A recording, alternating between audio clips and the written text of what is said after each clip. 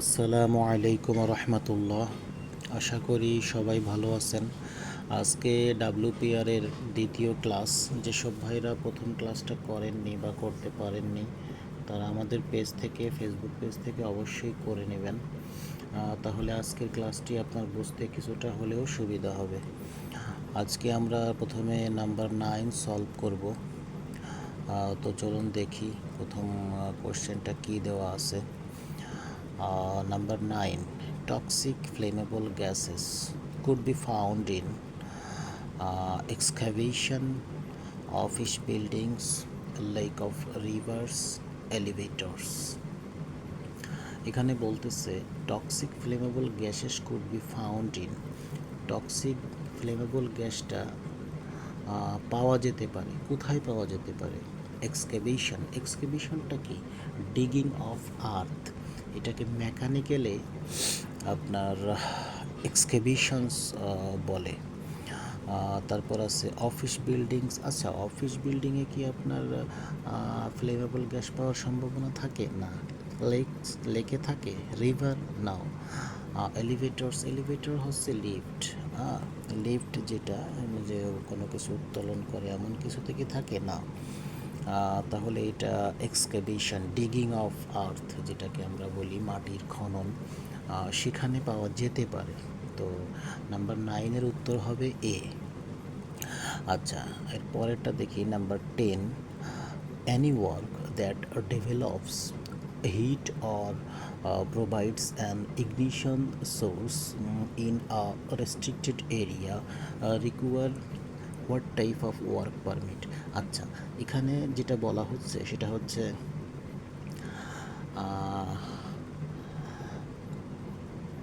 কোনো একটি কাজ যেটা হিট ডেভেলপ করে এবং ইগনিশন সোর্স সরবরাহ করে, হিট ইগনিশন এমন কিছু ডেভেলপ করে বা বর্ধিত করে। তো এই ধরনের কাজকে কোন ধরনের ওয়ার্ক পারমিট বলা হয়? What type of work permit? Confined space entry, cold work, hot work, release permit. এটা হবে হোয়াট ওয়ার্ক। হ্যাঁ, এটা হচ্ছে হোয়াট ওয়ার্ক। আমি আগেও বলেছি যে what work, cold work, confined space entry কী, এগুলো আমি প্রথম ক্লাসে কিছুটা বলেছি। আর বিস্তারিত সামনের ক্লাসে যখন ন্যারেটিভ ক্লাস হবে তখন বলবো ইনশাল্লাহ। আচ্ছা, নাম্বার 11 দেখি কি বলা হয়েছে এখানে। Wind direction must be considered when a permit is issued because মানে উইন্ড ডিরেকশন, বাতাসের যে ডিরেকশনটা থাকে সেটা অবশ্যই বিবেচনা করতে হবে যখন ওয়ার্ক পারমিট ইস্যু করা হবে। বিকজ, কারণটা কি? উইন্ড ডিরেকশন বিবেচনা করতে হবে যখন ওয়ার্ক পারমিট ইস্যু করা হবে। এর কারণটা কি? নাম্বার এ দেখেন, dust particle may be blown into opened line or vessels. মানে ডাস্ট পার্টিকেলস যেগুলো আছে সেগুলা ওপেন লাইনে যেতে পারে অথবা ভেসেলের ভিতর। ভেসেল মানে হচ্ছে পাত্র বা জাহাজও হয় পাত্র, এক্ষেত্রে পাত্র হবে। তো পাত্রের ভিতর যেতে পারে, এই জন্য নো। নাম্বার বিটা হচ্ছে because work permit always take place down wind of the release. Work permit সর্বদা ডাউন উইন্ডের down wind of the release, down উইন্ডে কাজ করে। নো, এটাও হবে না। Number C, flammable gases may be blown towards an ignition source. Flammable gas may be blown. Flammable gas প্রবাহিত হইতে পারে টুয়ার্ডস, দিকে, অ্যান্ড ইগনিশন সোর্স মানে ইগনিশন মানে হচ্ছে ফ্লাশ, আগুনের যে ঝলক সেই দিকে। আর ফ্লেমেবল গ্যাসটা আগুনের যে ঝলক আছে, ইগনিশন আছে, সেই দিকে প্রবাহ হতে পারে হতে পারে এজন্য উইন্ড ডিরেকশনটা ওয়ার্ক পারমিট ইস্যুর সময় বিবেচনা করা হয়। হ্যাঁ, নাম্বার সিটাই উত্তর হবে। হ্যাঁ, নাম্বার সিটাই উত্তর হবে। আর ডিটা একটু দেখি। Item may be blown to the side making the work area untidy. আনটাইডিটা হচ্ছে যে আপনার আনটাইডি হচ্ছে অপরিচ্ছন্ন। তো item may be blown, item তো বোঝেন, যে কোনো একটা আইটেম মে বি ব্লোন যেতে পারে টু দ্য সাইড, পাশের দিকে, making the work area untidy, এবং সেটা অপরিচ্ছন্ন করে দিতে পারে। নাও, তাহলে উত্তরটা হবে C, flammable gas may be blown towards an ignition source. মানে ফ্লেমেবল গ্যাস যেগুলো আছে, গ্যাসেস, সেগুলা বাতাসের কারণে ইগনিশন সোর্সের দিকে যেতে পারে। আশা করি বুঝতে পারছেন উত্তরটা। না বুঝলে অবশ্যই কমেন্ট করবেন, আমি ইনশাল্লাহ বুঝিয়ে দেওয়ার চেষ্টা করব।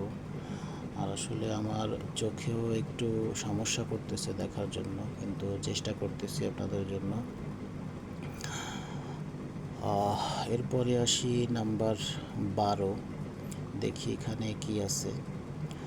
দ্য রিসিভার্স কপি, হ্যাঁ, of the work permit which is currently in use should be।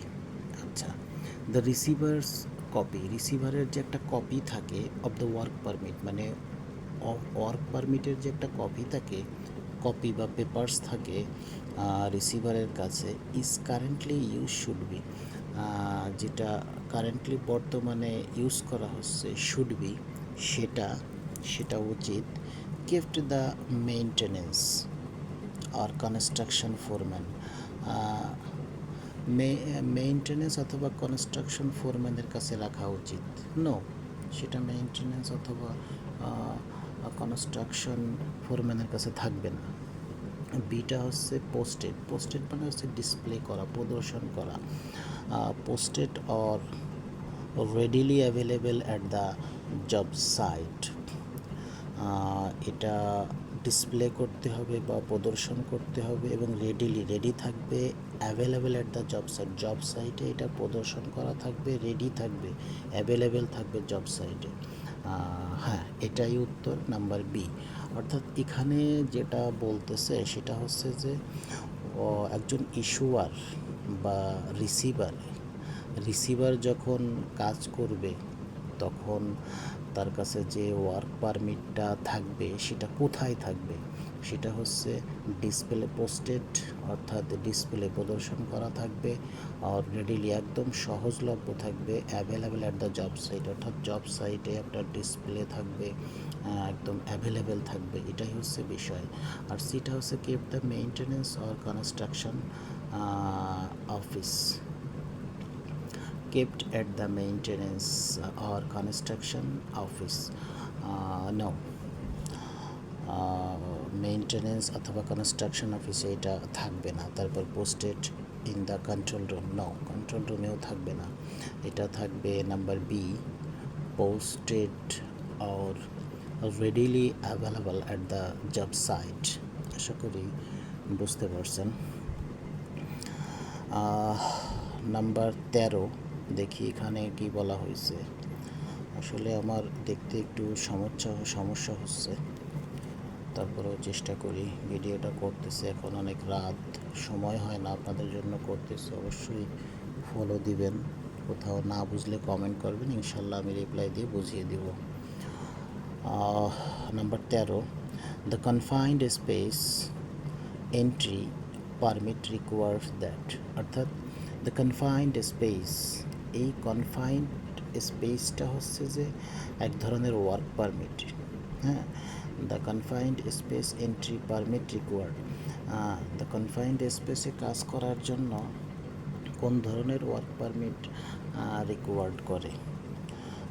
Only cold work can be performed, non-sparking tools be used, only hot work can be done, the confined space is properly isolated। দেখেন এখানে number A হবে only cold work can be performed।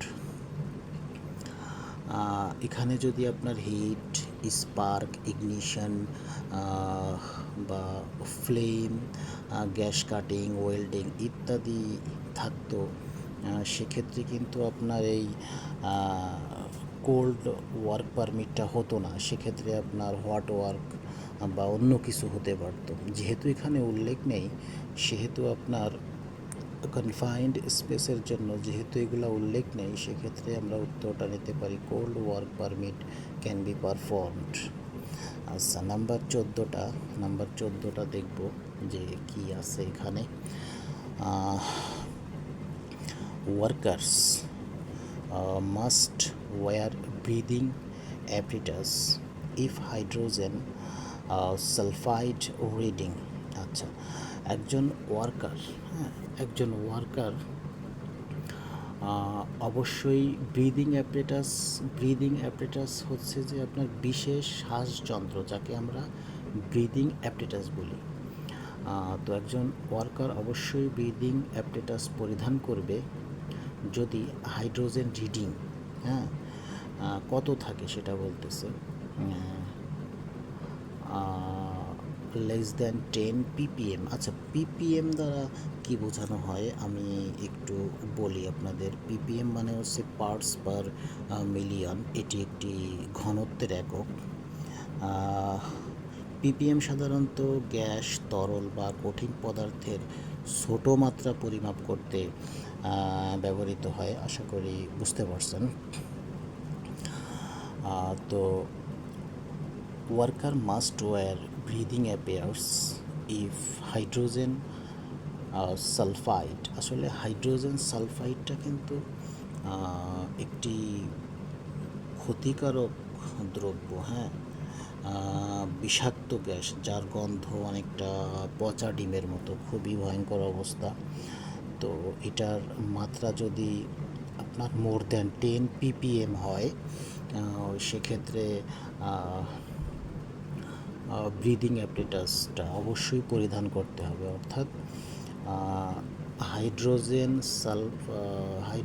সালফাইডের মাত্রা যদি more than 10 ppm এর বেশি হয়, সেক্ষেত্রে অবশ্যই ব্রিদিং অ্যাপারেটাসটা পরিধান করতে হবে।